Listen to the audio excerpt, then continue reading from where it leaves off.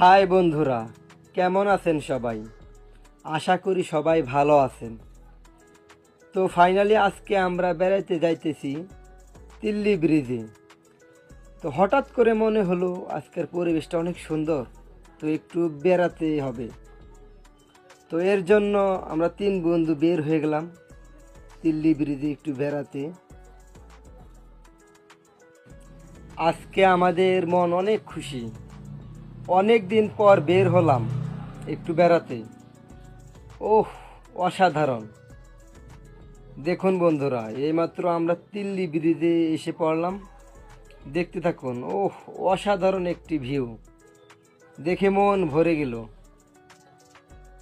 অসাধারণ!